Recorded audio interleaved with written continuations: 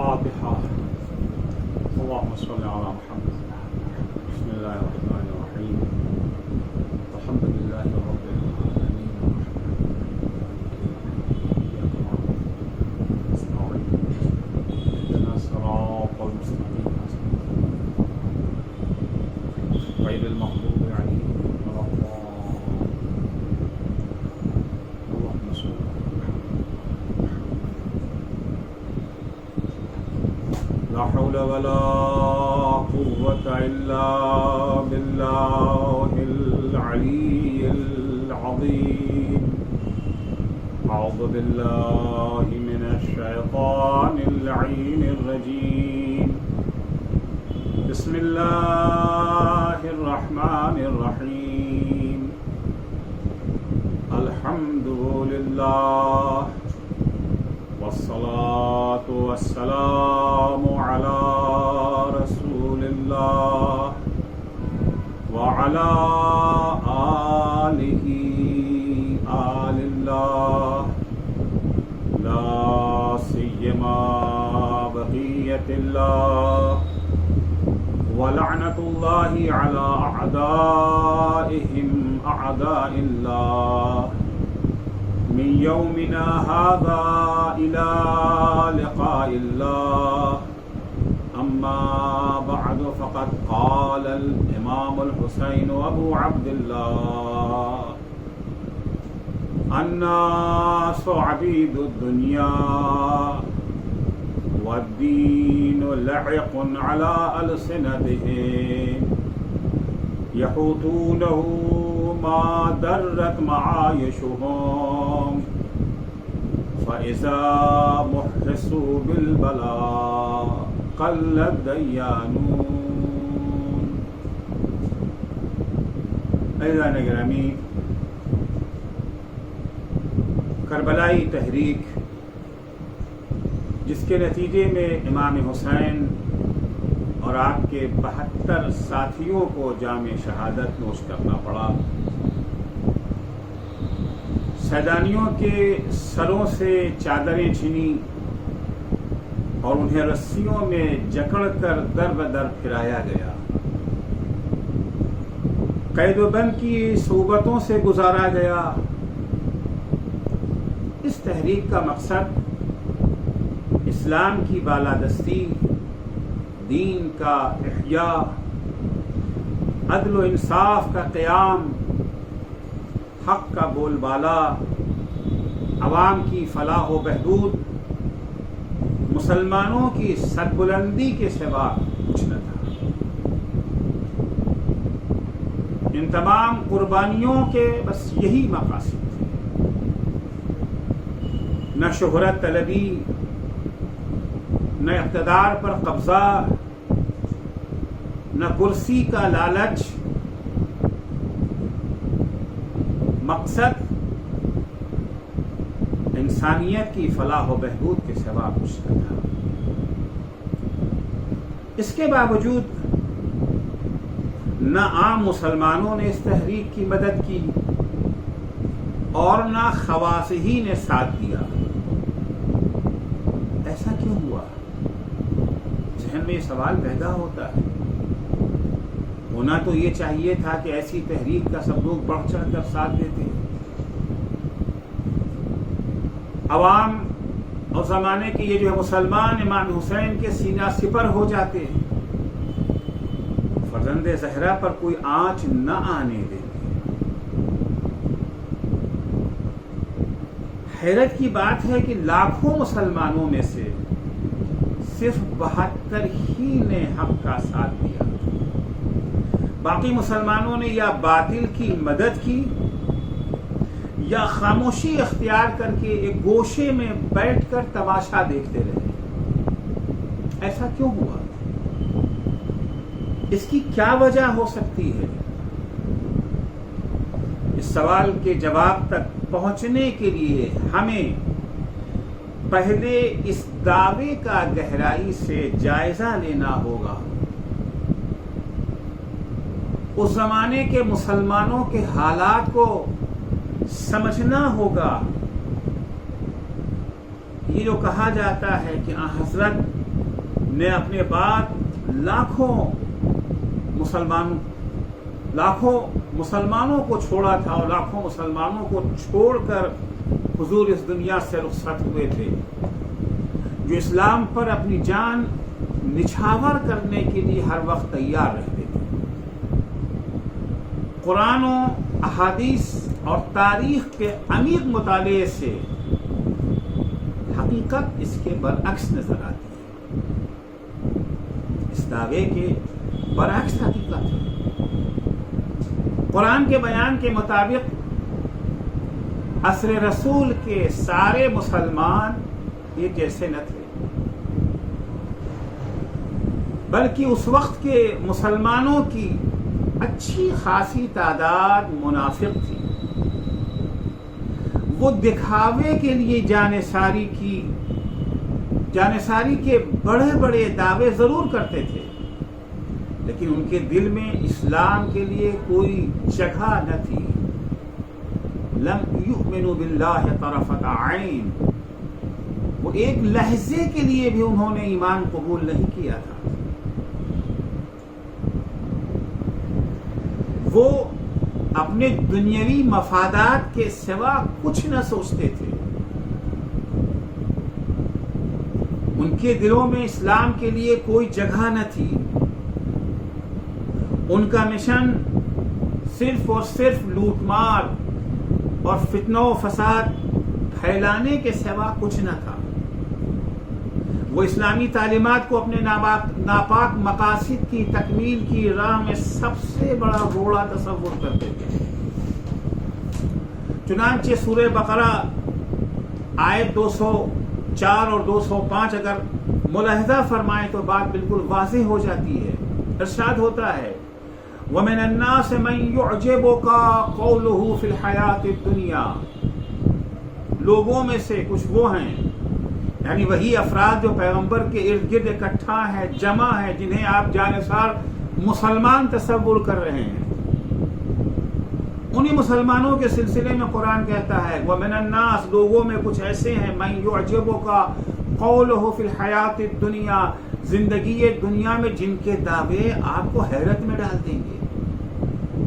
کتنے بڑے جانثار ہیں، کیسے فداکار ہیں، کتنے بڑے عاشق اسلام ہیں، کتنے یہ دین کے شہدا ہیں، کیسے یہ حق کے متوالے اور عدل و انصاف کے پرستار ہیں۔ وَيُشْهِدُ اللَّهَ عَلَى مَا فِي قَلْبِهِ، وہ دعوے بھی کرتے ہیں جانثاری کے، اور یہ بھی کہتے ہیں کہ اللہ گواہ ہے کہ ہمارے دل میں جو درد پایا جاتا ہے اسلام کا، اللہ کو گواہ قرار دیتے ہیں اپنے دل کے مکنونات کے اوپر۔ وَهُوَ أَلَدُّ الْخِصَامِ، یہ اپنے ظاہری دعووں کے برعکس اسلام کے بدترین دشمن ہیں۔ رسول خدا صلی اللہ علیہ وآلہ وسلم کی یہ بدترین دشمن ہے جو اپنے کو جانثار ثابت کرنا چاہتے ہیں۔ ان کا عالم یہ ہے کہ اذا تولا سعى فی الارض لیفسد فیہا ویہلک الحرث والنسل، ان کا عالم یہ ہے کہ یہ ہمیشہ اگر ان کو کہیں اقتدار مل گیا، اگر ان کے ہاتھ میں کرسی آ گئی، ان کے ہاتھ میں پاور آ گیا، تو یہ پوری کوشش کریں گے زمین میں فتنہ و فساد پھیلانے کی، آبادیوں کو تباہ کر دینے کی، نسلوں کو برباد کرنے کی کوشش کریں گے۔ یہ جو اصلاح کی باتیں کرتے ہیں، یہ جو دین کی باتیں کرتے ہیں، یہ جو عدل و انصاف کے قیام کی باتیں کرتے ہیں، یہ جو حریت اور آزادگی کا دم بھرتے ہیں، یہ مفسد ہیں۔ فساد پھیلانے کے سوا ان کا کوئی اور مقصد نہیں ہے۔ ان کا ظاہر کچھ اور ہے، باطن کچھ اور ہے۔ اللہ لا يحب الفساد، اور اللہ فساد پسند نہیں کرتا۔ تو پیغمبر کے زمانے میں جو مسلمان ہونے کے دعوے دار تھے، ان میں سے کچھ تو ایسے تھے، البتہ ان کی تعداد بہت زیادہ نہیں ہے، مٹھی بھر افراد ہیں، یہ وہی ہیں جو بعد میں بنی امیہ کی شکل میں سامنے آئے۔ وہیں کچھ تھوڑے سے مسلمان وہ بھی تھے جو واقعاً جانثار تھے، جو واقعاً عاشق اسلام تھے، جن کا اوڑھنا بچھونا اسلام تھا، جنہوں نے دل کی گہرائیوں سے اسلام قبول کیا تھا، جن کی رگ رگ میں اسلام رچ بس گیا تھا، جو اللہ کی رضا حاصل کرنے کے لیے اپنے جان کی بازی لگائے رہتے تھے۔ سورہ بقرہ آیت 207 میں ان جاباز مسلمانوں کا تعارف کراتے ہوئے ارشاد ہوتا ہے وَمِنَ النَّاسِ مَن يَشْرِي نَفْسَهُ ابْتِغَاءَ مَرْضَاتِ اللَّهِ، لوگوں ہی میں سے، انہی لوگوں میں سے جو پیغمبر کے ارد گرد ہیں، جو پیغمبر کے ہمراہ، ان میں سے البتہ کچھ ایسے بھی ہیں جو اپنی زندگی کا سودا کر لیتے ہیں اللہ کی خوشنودی حاصل کرنے کے لیے، اپنے نفس کو بیچ دیتے ہیں تاکہ اللہ کی رضا اور اللہ کی خوشنودی انہیں حاصل ہو جائے۔ سورہ احزاب کی 23ویں آیت میں ارشاد ہوتا ہے انہی افراد کی طرف اشارہ کرتے ہوئے کہ من المؤمنین رجال صدقوا ما عاهدوا اللہ، مومنین ہی میں سے، انہی مومنین میں سے جو دعوی ایمان رکھتے ہیں، کچھ ایسے مرد میدان بھی ہیں کہ جو عہد انہوں نے اللہ سے کر لیا، اپنے عہد کو پورا کرنے کے لیے جان و تن کی بازی لگائے رہتے ہیں، صدق دل سے اس وعدے کو پورا کرتے ہیں۔ مسلمانوں کی البتہ ایک اچھی خاصی تعداد ان لوگوں کی تھی، تیسرا گروہ مسلمانوں کا، جو ہر چیز کو دنیاوی منفعت کی کسوٹی پر پرکھتے تھے۔ ان کی نگاہ میں حکم خدا اور رسول، قرآن و سنت معیار نہیں ہے کسی چیز کو قبول یا رد کرنے کا معیار صرف اور صرف دنیاوی فائدہ ہے۔ وہ اللہ کی عبادت و اطاعت تو کرتے ہیں مگر کنڈیشنل، اگر انہیں اطاعت و عبادت کر کے دنیا میں کوئی فائدہ مل جاتا ہے تو اس کے لیے تیار ہیں۔ خمس نکالنے کے بعد اگر ان کے بزنس میں 10 گنا فائدہ ہو گیا تو زندہ باد خمس، بڑی پابندی سے خمس نکالیں گے۔ اگر خمس لینے کے بعد خدا نہ خواستہ ان کے ہاں چوری ہو گئی، دکان میں آگ لگ گئی، بزنس برباد ہو گیا، نہ کبھی خمس نکالیں گے نہ کسی کو خمس نکالنے دیں گے۔ یہ کنڈیشنل عبادت گزار ہیں، کنڈیشنل مومن ہیں۔ چنانچہ سورہ حج کی آیت 11 میں اس تلخ حقیقت کو ان لفظوں میں پروردگار نے بیان کیا ہے، ارشاد ہوتا ہے وَمِنَ النَّاسِ مَن يَعْبُدُ اللَّهَ عَلَى حَرْفٍ، انہی لوگوں میں سے یہی افراد جو پیغمبر کے ارد گرد ہیں، کچھ وہ لوگ ہیں جو اللہ کی کنڈیشنل عبادت کرتے ہیں، مشروط عبادت کرتے ہیں۔ فَإِنْ أَصَابَهُ خَيْرٌ اطْمَأَنَّ بِهِ، اگر اللہ کی عبادت کر کے، ایمان لا کر کے، اسلام اپنا کر کے انہیں کوئی فائدہ پہنچ گیا، فائدہ آخرت کے فائدے کی بات نہیں ہو رہی تھی، دنیا میں کوئی فائدہ مل گیا، ادھر مسلمان ہوئے، ادھر اقتدار کی کرسی مل گئی، فلاں علاقے کے یہ جو ہے گورنر بنا دیے گئے، زندہ باد اسلام۔ نمازیں پڑھنے کے بعد بزنس چمک گیا، زندہ باد اسلام۔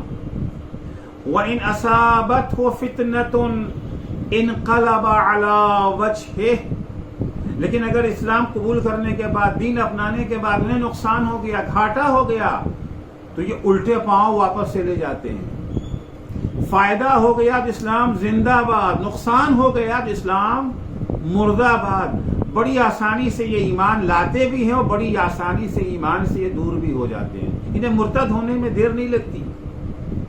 خسرت دنیا والآخرہ، قرآن کہتا ہے ایسے افراد کی دنیا بھی برباد ہے اور آخرت بھی برباد ہے۔ هو الخسران المبین، اور یہی سب سے بڑا گھاٹا ہے، آشکار نقصان ہے، انسان کی دنیا بھی تباہ ہو جائے اور آخرت بھی برباد ہو جائے۔ تاریخی واقعات میں ملتا ہے کہ بدو عرب حضرت صلی اللہ علیہ وآلہ وسلم کی خدمت میں حاضر ہو کر اسلام لاتے تھے۔ جب پلٹ کر گھر پہنچے تو پتہ چلا کہ ان کی اونٹنی نے بچہ دیا ہے، خوش ہو گئے۔ اسلام کتنا بابرکت ہے، کلمہ پڑھتے ہی ان کی دولت میں اضافہ ہو گیا، زندہ باد اسلام۔ لیکن اگر خبر ملی کہ اونٹنی ہی مر گئی ہے تو خفا ہو گئے، کتنا منحوس ہے اسلام، کلمہ پڑھتے ہی گھر پر مصیبت ٹوٹ پڑی، مردہ باد اسلام۔ یہ زندہ باد اسلام، مردہ باد اسلام، یہ مشروط ہے، کنڈیشنل ہے۔ اگر دنیا میں فائدہ ہے اسلام سے تو زندہ باد اسلام، اور اگر قیمت چکانی پڑ رہی ہے، صعوبتیں برداشت کرنی پڑ رہی ہیں، اسلام کی تعلیمات پر عمل کرنے کے نتیجے میں جاب چلی جائے گی، بزنس میں گھاٹا ہو جائے گا، بزنس پارٹنر ناراض ہو جائے گا، حکومتیں خفا ہو جائیں گی، سختیاں جھیلنی پڑیں گی، قید و بند کی صعوبتیں اٹھانا پڑیں گی، تو ایسے اسلام کو ماننے کو تیار نہیں ہے۔ مردہ آباد اسلام۔ پیغمبر کے زمانے کے مسلمانوں کی تیسری قسم ان افراد میں۔ چوتھا گروہ مسلمانوں کا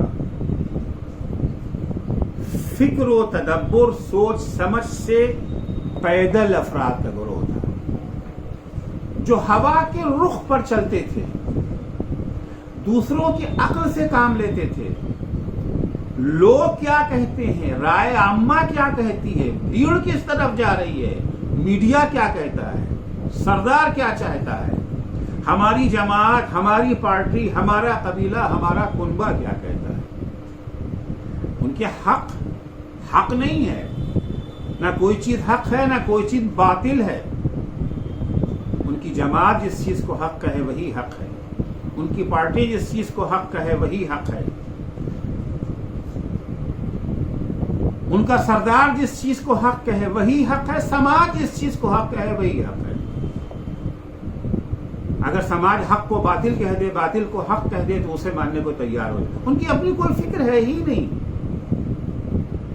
وہ غور و فکر، تفکر و تدبر سے کام ہی نہیں لیتے، انہوں نے عقل کو تالا لگا رکھا ہے۔ ان اس بات سے کوئی واسطہ نہیں تھا کہ خدا کیا کہتا ہے، رسول کیا کہتے ہیں، عقل کیا کہتی ہے، قرآن کیا کہتا ہے۔ ان کی نگاہ میں حق و باطل کے تعین کے لیے ان چیزوں کی کوئی اہمیت ہی نہ تھی۔ وہ دور بھی اتفاقاً قبائلی زندگی کا دور تھا، جہاں قبیلے کے سردار کی حکومت ہوتی تھی، اسی کا سکہ چلتا تھا۔ سردار جسے حق کہہ دے وہی حق ہے، سردار جس کا ساتھ دے گا ہم بھی اسی کا ساتھ دیں گے۔ سردار چاہے عمر سعد کا ساتھ دے، ابن زیاد کا ساتھ دے، یزید و شمر کا ساتھ دے، یا امام حسین کا ساتھ دے۔ اگر سردار امام حسین کے ساتھ ہے ہم بھی امام حسین کے ساتھ چلے جائیں گے، اگر سردار ابن زیاد کے ساتھ ہے ہم بھی ابن زیاد کے ساتھ چلے جائیں گے۔ جب تک قبیلے کے سردار ہانی ابن عروہ ہیں وہ مسلم کے ساتھ ہیں، اور جہاں ہانی ابن عروہ کی گرفتاری اور شہادت کے بعد سردار بدل گیا، سردار چلا گیا ابن زیاد کے ساتھ، قبیلہ بھی چلا گیا ابن زیاد کے ساتھ۔ یہ سارے افراد اس قسم کے پیغمبر کے زمانے میں بھی موجود تھے۔ سردار نے کلمہ پڑھ لیا تو سارا قبیلہ مسلمان ہو گیا، سردار مرتد ہو گیا تو پورے قبیلے نے اسلام سے منہ موڑ لیا۔ امیر المومنین حضرت علی بن ابی طالب علیہ السلام نہج البلاغہ میں اس جماعت کا تعارف ان لفظوں میں کراتے ہیں: حمج رعا اتباع کل نائق یمیلون مع کل ریح۔ مچھروں کا جھنڈ ہے، مولا انہیں انسان بھی نہیں سمجھ رہے ہیں، مچھروں کا ایک جھنڈ ہے، عقل و فکر و تدبر سے عاری، اتباع کل نائق، ہر اونچی آواز کی پیروی کر لیتے ہیں، یمیلون مع کل ریح، ہر ہوا کے ساتھ یہ اپنا رخ بدل لیتے ہیں۔ لم یستضیئوا بنور العلم، ان لوگوں نے نور علم سے روشنی حاصل نہیں کی ہے۔ وَلَمْ يَلْجَوْا إِلَىٰ رُكْنٍ وَثِيقٍ، اور کسی معتبر، بھروسے مند، قابل اعتبار ستون سے انہوں نے اپنے کو وابستہ نہیں کیا۔ حضرت کے زمانے میں یہ 4 قسم کے مسلمان تھے۔ آپ کی رحلت کے بعد تیسرے اور چوتھے گروہ کی تعداد میں اور بھی اضافہ ہو گیا۔ سری فتوحات کے نتیجے میں مسلمانوں کی تعداد میں اضافہ تو خوب ہوا، لیکن ان کی علمی و قرآنی تربیت نہ ہو سکی۔ ان کی اکثریت قرآنی پیغامات اور اسلامی افکار سے ناآشنا تھی۔ وہ نہ حق کو پہچانتے تھے نہ صاحبان حق کو، اکثر اپنے سردار کے تابع ہوا کرتے تھے۔ سردار حکومتوں کی تھیلیوں یا دھمکیوں کے زیر اثر بک جایا کرتے تھے، اور باقی افراد اپنے سرداروں کی وفاداری میں حکومت کے بے دام غلام بن جایا کرتے تھے۔ پہلے گروپ سے تعلق رکھنے والے یزید و معاویہ و ابن زیاد جیسے مٹھی بھر اسلام دشمن منافق انہی تیسرے اور چوتھے گروپ کے مسلمانوں کو اپنا اعلی کار بنایا کرتے تھے، جس کے نتیجے میں حق کا محاذ بے یار و مددگار رہ جاتا تھا۔ سن 60 ہجری کے حالات بھی اس سے مختلف نہیں تھے۔ مدینہ، مکہ، بصرہ، کوفہ اور شام میں بسنے والے مسلمان بھی انہی 4 گروپوں سے تعلق رکھتے تھے۔ مٹھی بھر مسلمان حق کے پرستار، عدل کے شہدا، توحید کے متوالے اور رضائے خدا کے لیے اپنا سب کچھ قربان کرنے کے لیے ہمہ وقت تیار رہتے تھے، جن کی جھلک ہمیں کربلا کے 72 شہیدوں میں نظر آتی ہے۔ جبکہ اکثریت دنیا کے پرستاروں، زر و جواہر کے پجاریوں، چڑھتے سورج کو سلام کرنے والوں، اپنی دنیاوی زندگی سے عشق کرنے والوں، مال و زر اور کرسی و اقتدار کے لیے دین و آخرت بھی داؤں پر لگا دینے والوں کی تھی۔ اموی منافق انہی پس فطرت افراد کے کاندھوں پر سوار ہو کر اپنا ناپاک مقصد حاصل کر رہے تھے۔ سرکار سید الشہداء نے اس وقت کے مسلمانوں کے حالات کی ایک جملے میں بہترین عکاسی فرمائی ہے۔ امام فرماتے الناس عبید الدنیا، یہ لوگ جو لا الہ الا اللہ محمد رسول اللہ کا کلمہ پڑھ رہے ہیں، جو تمہیں کبھی رکوع و سجود میں نظر آتے ہیں، کبھی خانہ کعبہ کے ارد گرد طواف کرتے نظر آ رہے ہیں، یہ سب بندے دنیا ہیں، بندے خدا نہیں ہیں۔ عبید الدنیا، دنیا کے بندے ہیں، دنیا کے غلام ہیں۔ والدین لعق علی السنتہم، یہ دین جو ہے ان کے دل میں نہیں ہے، ان کی زبان پہ رکھا ہوا ہے۔ یہ جو لا الہ الا اللہ محمد رسول اللہ، اللہ اکبر سبحان اللہ کی آوازیں ان کی زبانوں سے جاری ہو رہی ہیں، یہ صرف زبان کی حد تک ہے، دین ان کی زبان پہ رکھا ہے۔ یحوتونہ ما درت معایشہم، جب تک ان کی زندگی کا کاروبار ٹھیک ٹھاک چلتا رہتا ہے، جب تک لا الہ الا اللہ کی قیمت نہیں چکانی پڑتی ہے، جب تک اللہ اکبر کی کہنے کے بعد انہیں تکلیفوں کا سامنا نہیں کرنا پڑتا ہے، تب تک تو یہ اللہ اکبر اور لا الہ الا اللہ کہتے رہتے ہیں۔ اسے اپنی زبان سے گھماتے رہتے ہیں، کب تک؟ جب تک زندگی کا کاروبار ٹھیک ٹھاک چلتا رہے، جب تک اس کی قیمت نہ چکانی پڑے۔ فَإِذَا مُحِّسُوا بِالْبَلَاءِ قَلَّتْ دَيَّانُونَ، لیکن جب دین کی قیمت چکانی پڑتی ہے، جب یہ مصیبتوں میں گھر جاتے ہیں لا الہ الا اللہ کہنے کے بنا پر، جب دین پر عمل کرنے کے بنا پر ان کی جاب خطرے میں پڑ جاتی ہے، ان کا کاروبار خطرے میں پڑ جاتا ہے، ان کی شہرت، ان کا اقتدار، ان کی کرسی خطرے میں پڑ جاتی ہے، ان کی مقبولیت گھٹنے لگتی ہے، تو قلت دیانون، تو ایسے موقع پر دیندار بہت تھوڑے سے رہ جاتے ہیں۔ پھر کربلا میں صرف 72 ہی نظر آئیں گے۔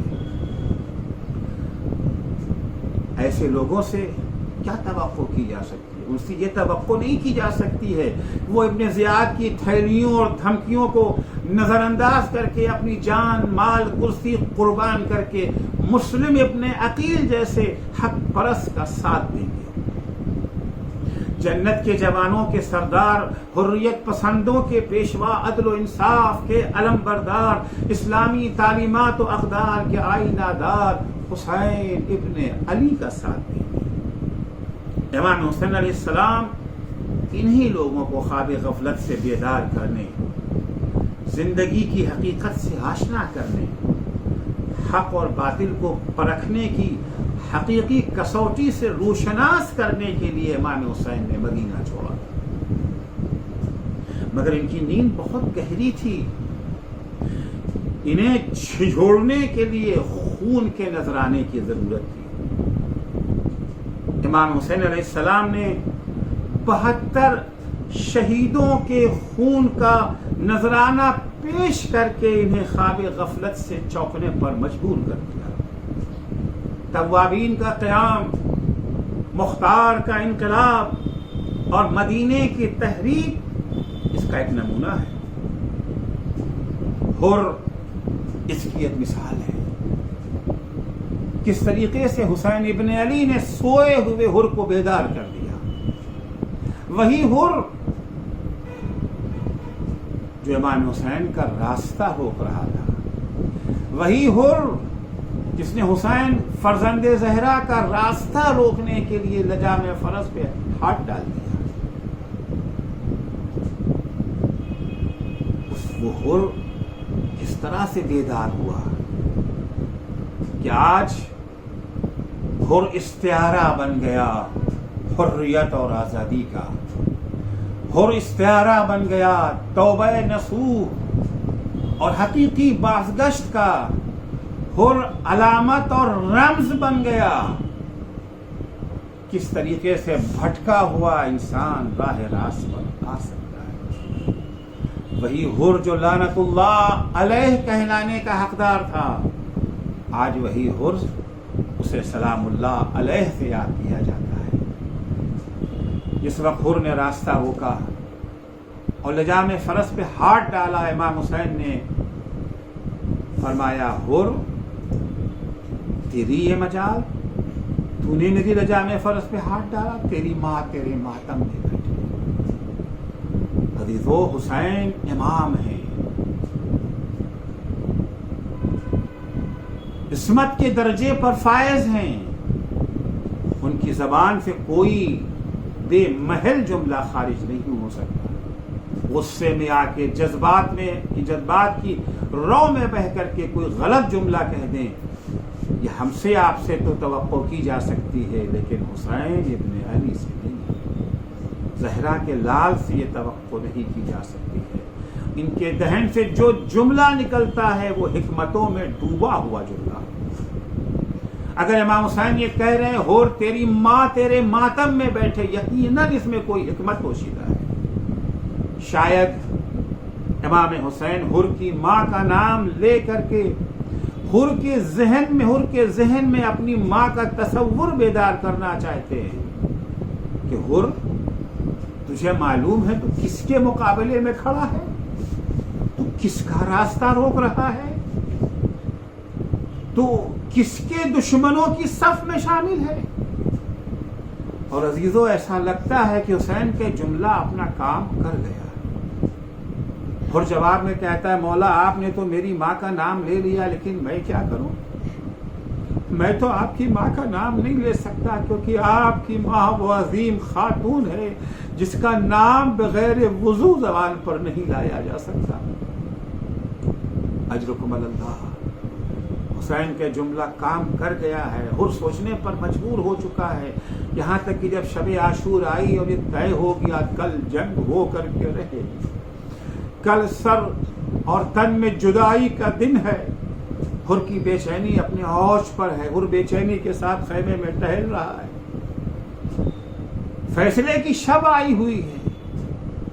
حر کے غلام نے جب دیکھا کہ میرا آقا بے چین و مضطرب ہے، اسے خیال ہوا شاید میرا آقا پیاسا ہو، ایک کاسے میں پانی لے کر کے حر کے ہاتھوں میں دیا، حر نے پانی لیا، کچھ دیر تک پانی کو دیکھتے رہے، اس کے بعد پیے بغیر پانی کو زمین پر پھینک دیا۔ عزاداروں، مقتل میں یہ تو نہیں ہے کہ حر کو پانی میں ایسا کیا نظر آ گیا، لیکن ہم تصور تو کر سکتے ہیں، کہیں ایسا تو نہیں ہے کہ حر کو پانی کی سطح پر حسین کے ننھے بچوں کی تصویریں نظر آ گئی جو الاتش کی صدائیں بلند کر رہے، حر تو پانی پی رہا ہے اور ہم پیاس سے تڑپ رہے ہیں۔ اجرکم اللہ۔ حر کا غلام حر کے بھائی کے پاس گیا، جا کے کہتا ہے، آج میں آپ کے بھائی کا عجب عالم دیکھ رہا ہوں، بے چینی کے ساتھ خیمے میں ٹہل رہے ہیں، میں نے پانی پیش کیا تو پانی پینے کے بجائے اسے زمین پر پھینک دیا۔ हुर का भाई हुर के पास आया, कहा भैया ये मैं क्या सुन रहा हूँ, भैया ये इस्तराब क्यों है, ये बेचैनी क्यों, ये परेशानी का क्या सबब है। अजीजों, कुछ सवाल ऐसे होते हैं जिनका जवाब लफ्जों में देना मुमकिन नहीं होता। हुर ने एक दफा भाई का हाथ पकड़ा, खैमे से निकल के हुसैन के खैमे के पीछे आके खड़ा हो गया, कहा भैया गौर से सुनो, तुम्हें अपने सवाल का जवाब मिल जाएगा। हुर के भाई ने जब गौर से सुनना शुरू किया तो एक दफा हुर ने पूछा, भैया क्या कोई आवाज तुम्हें सुनाई दे रही है। हुर का भाई कहता, हाँ भैया एक आवाज मुसलसल मेरे कानों से टकरा रही है। भैया क्या सुना, कहा भैया हुसैन के खैमे से नन्हे नन्हे बच्चों की अलताश, हाय प्यास की सदाएं आ रही। हुर ने कहा भैया इन्हें पहचानते हो ना, ये वही हैं जिन्होंने अपना सारा पानी हमें पिला दिया जब हम प्यास से हलाक हो रहे थे। सिर्फ इंसानों ही को नहीं, हमारे जानवरों को भी पानी पिलाया। भैया ये कहाँ का इंसाफ है, आज हमारे जानवर तक पानी पी रहे हैं, लेकिन हाय रसूल का नवासा, उसके छोटे छोटे बच्चे प्यास से तड़प रहे हैं। अजरकमल्लाह, शब आशूर तमाम हुई, सुबह आशूरा नमूदार हुई। हुर ने फैसला कर लिया है, अब मुझे हक की तरफ जाना है। न कुर्सी मुझे रोक सकती है, न इक़्तिदार मुझे रोक सकता है, न दुनिया की दौलत और सरबत मुझे रोक सकती है। ये सारी चीज़ें हक को परखने की कसौटी नहीं है। हक को परखने की कसौटी खुदा है, रसूल है, खुदा के मुअय्यन किए हुए अइम्मा ताहिरीन अलैहिमुस्सलाम है। हुर ने फैसला कर लिया, अपने बेटे को साथ लिया, आहिस्ता आहिस्ता उमर साद के लश्कर से दूर होता चला गया, हुसैन के खैमे की तरफ बढ़ने लगा। चलते चलते एक मकाम पे रुक गया। रुकने के बाद अपने बेटे से कहता, बेटा मेरे हाथों को बांध दो। क्यों बाबा? बेटा इन्हीं हाथों से तो लजा में फरस पे हाथ डाला था। ये बेटा मेरी आंखों पर पट्टी बांध दो। क्यों बाबा? बेटा अब हुसैन से आंख मिलाने की ताब नहीं है। अजीजों, दोनों बाप बेटे हुसैन के खैमे की तरफ बढ़ते चले जा रहे हैं। जैसे ही मिजाज शनास निगाहे इमामत हुर पर पड़ी, हुसैन पहचान गए कि अब ये वो हुर नहीं है, अब ये बदला हुआ हुर आ रहा है। एक दफा आवाज दी, बेटा अली अकबर, भैया अब्बास आगे बढ़ो, मेहमान आ रहा है। अली अकबर और अब्बास हुर को लिए हुए हुसैन की खिदमत में आए। हुर ने आते ही अपना सर हुसैन के कदमों में रख दिया, कहता हल्ली मिन तौबा, आका क्या मेरी तौबा कबूल हो सकती है? हुसैन ने हुर को उठा करके अपने सीने से लगाया। ए हुर, तू ऐसे मौके पर आया है जब हमारे खैमे में कतरा पानी भी नहीं है। हुर मैंने माफ किया, मेरे खुदा ने माफ किया। हुर कहता, आका मेरी ज़ियाफत की फिक्र न कीजिए, अब तो मेरी ज़ियाफत का इंतज़ाम आपके नाना हौज़े कौसर पे करेंगे। आका मुझे फ़कत इतने शहादत अता हो। हुर को इजाज़त मिली। ज़ख्मी होकर के हुर जब ज़मीन पे गिरा, एक दफ़ा हुसैन को आवाज़ दी। हुर के सरहाने हुसैन पहुंचे, देखा जख्मी है हुर का सर को उठा करके अपने जानू पे रखा और खिताब करके कहते, हुर तेरी माँ ने क्या अच्छा तेरा नाम हुर रखा था। दो मौके पर हुसैन ने हुर की माँ का नाम लिया। एक दफा जब लजा में फरस पे हाथ डाला था। अब जो जख्मी हुर है उस हुसैन के जानू पे हुर का सर है। फरमाते, हुर तेरी माँ ने क्या अच्छा तेरा नाम हुर रखा था, तो दुनिया में भी हुर है, आखिरत में भी हुर है। ए अजीजो, उस वक्त जब हुसैन ने कहा था कि तेरी माँ तेरे मातम में बैठी, तो जवाब में हुर ने यही कहा था कि आका मैं आपकी माँ का नाम नहीं ले सकता, कोई और होता तो जरूर ले लेता। आपकी माँ वो अजीम खातून। अजीजो, ये बड़ा करीम खानदान है, किसी के एहसान का बदला चुकाए बगैर नहीं रहता। और तूने फातिमा ज़हरा का एहतराम किया है, इज्जत के अल्फाज से फातिमा को याद किया है। वो तोहफा हुसैन ने हुर को दिया जो करबला के किसी शहीद को न मिला। जेब से रुमाल फातिमा निकाला, हुर की जख्मी पेशानी पर बांधा। ए हुर, मेरी माँ का ये तोहफा कबूल कर ले। अला लअनतुल्लाह अला कौमिज़ ज़ालिमीन व सयअलमुल लज़ीना ज़लमू अय्य मुनक़लबिन यनक़लिबून।